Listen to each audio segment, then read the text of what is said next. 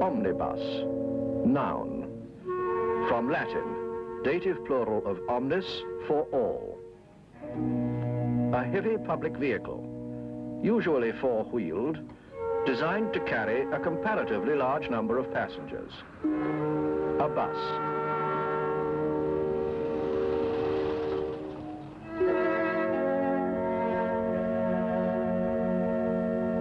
Omnibus, for all.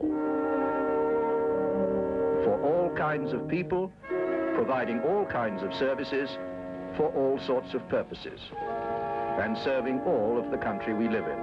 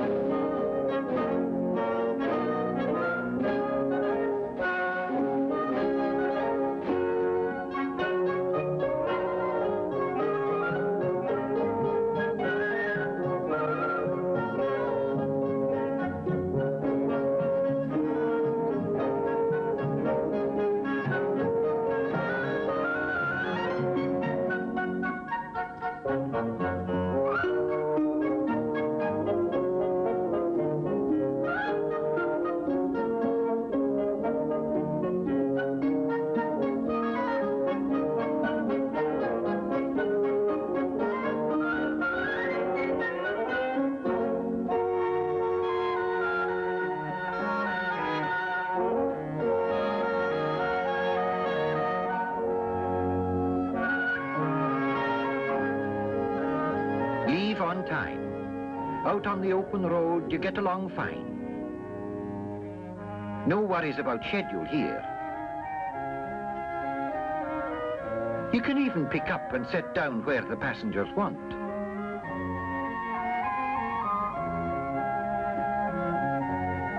Fair enough.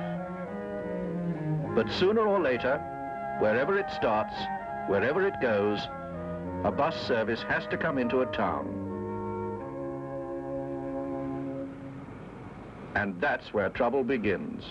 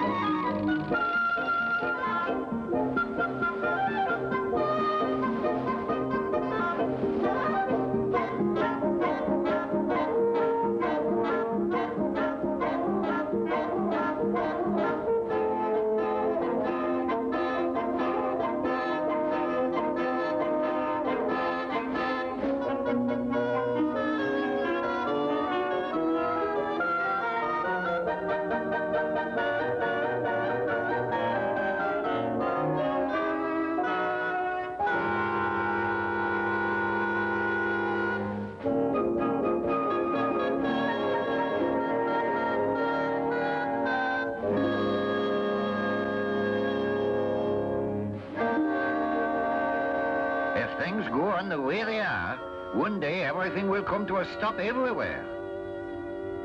Then what? It's all these private cars pouring into the towns that cause the trouble. The main roads are full of them, usually with only one person in each at that. They ought to be banned. Look at the road space they take up. 2 cars take up as much room as one bus that can carry 60 or 70 people. And when the cars get into the towns, there's got to be somewhere for them to park. The more parking facilities are provided, the more motorists will use their cars. And it'll be the same thing all over again, cars parked at the curbside everywhere. There's a lot of people cause more obstruction than we motorists do. Lorries, for instance. Delivery vans. Well, the shopkeepers have got to have stuff collected and delivered, haven't they? Or they'd go out of business, wouldn't they? Can't help it if goods vehicles slow the traffic down.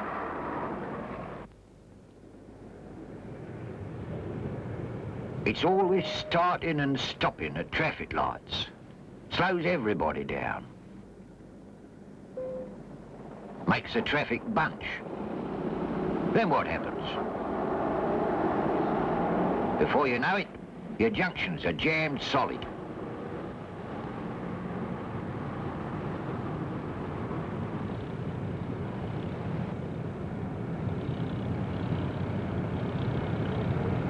Too many vehicles trying to use streets that were never designed to carry them. So what can we do? Pull everything down and widen the streets. Ban private cars from town centres. Privileges for buses. More car parks. One-way streets. Freedom of movement. Restrict delivery times.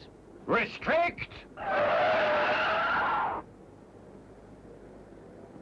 Well, there are all sorts of things that can be done to help the traffic problem, and are being done successfully. Boldly conceived one-way systems, for example, may mean buses having to go a longer way round, and you having to walk a bit farther to the bus stop. But they certainly keep the traffic bowling along nicely and increase road capacity.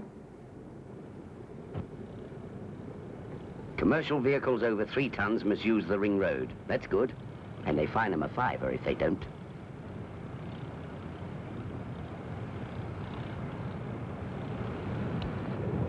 A bit confusing at first, but it makes sense. Get in lane. Yes. A bit more lane discipline everywhere would make a big difference. And that's all right too, providing the buses have somewhere to stop.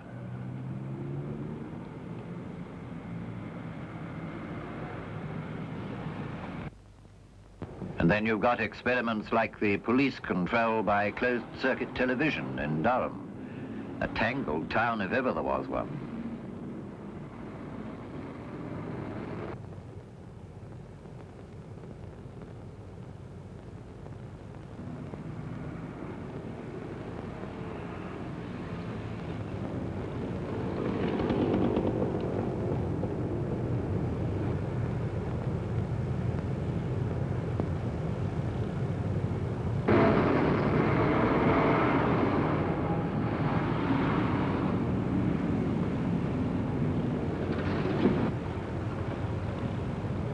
But you know, the basis of the problem remains the same.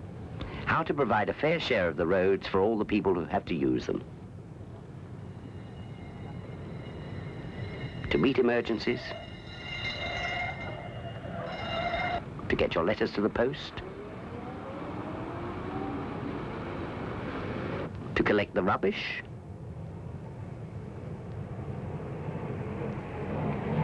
To deliver the goods.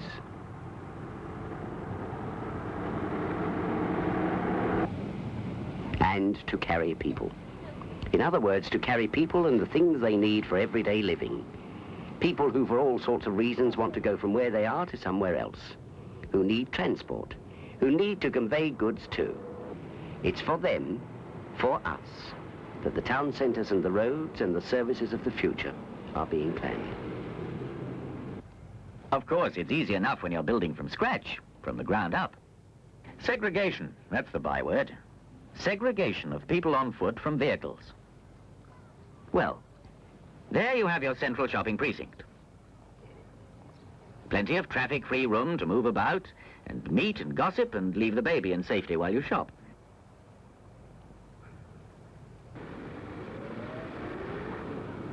Right alongside, the central bus stop.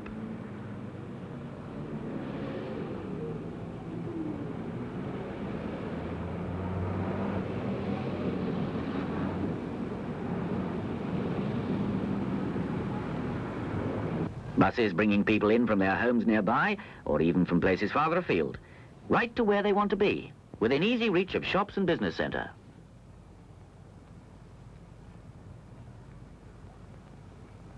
And the market.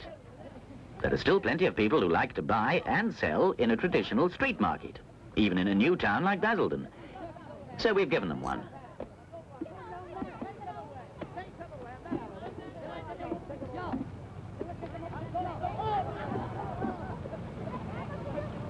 The traders with shops in the precincts have service access to the backs of their shops, which keeps vehicles loading and unloading out of the way. And the rest of the space is for car parking. But what's the point of using a car when a bus brings you virtually from door to door?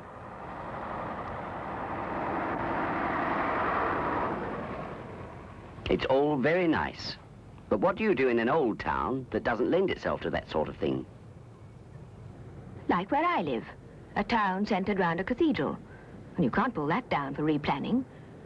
Of course, the streets are narrow and higgledy-piggledy, but a lot of people come into the centre each day, and there's a good bit of traffic. So they've made the whole of the centre of the town into a one-way system, and most of the buses have to go round the outside. Then they've turned the marketplace into a car park, and they allow parking in the main street, too.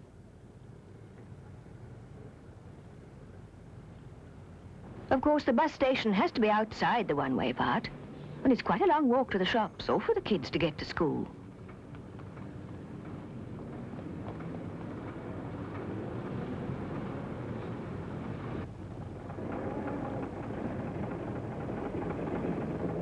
You'd think, wouldn't you, that they might make a bit more room in the centre for bus stops, and a bit less, perhaps, for parking cars? You might well think that, especially when you consider that the riders in all those cars probably wouldn't muster a busload between them. It's just the sort of question that has to be answered when the centres of towns and cities are replanned for the people and the traffic of the future. And both are continually increasing. Take a scheme like this, for example, one of several considered for the area.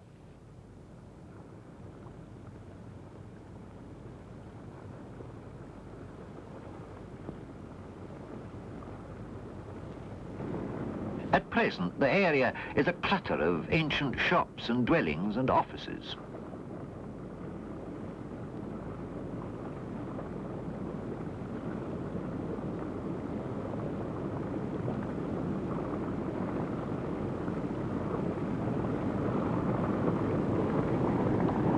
Into it comes a great deal of traffic from one of the city's main arteries, with long established public buildings on either side. Through the middle of it goes a winding, not very wide, hilly street leading to and from the port. Another road comes into it from below. Because of this difference in levels, the area could be redesigned with a huge service area for traders and multi-story car parking underground, and shopping precincts, offices and housing above. Landscaped roundabouts at either end of a new road would help to keep the traffic moving freely. One of the new precincts, which replaces an old and ugly square, would be flanked on one side by a multi-story block for government offices, and on the other by an hotel and the city air terminal. These two blocks, used by large numbers of people, are sited right alongside the central bus station for out-of-town and long-distance services, which is already there.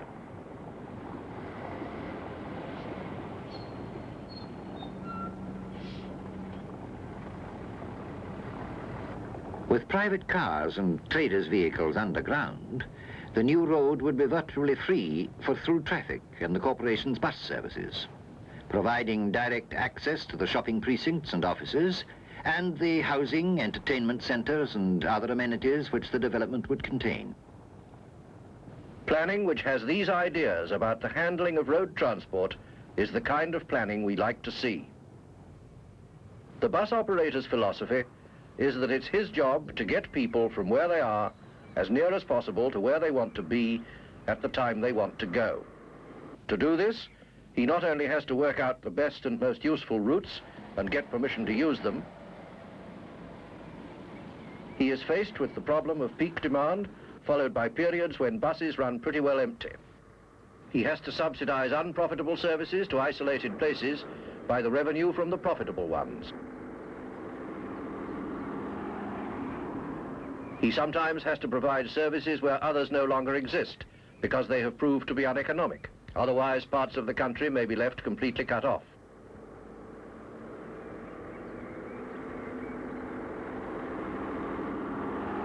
And he has to do all this and maintain his schedules and an efficient service in spite of the growing congestion which is choking the cities and towns of the country.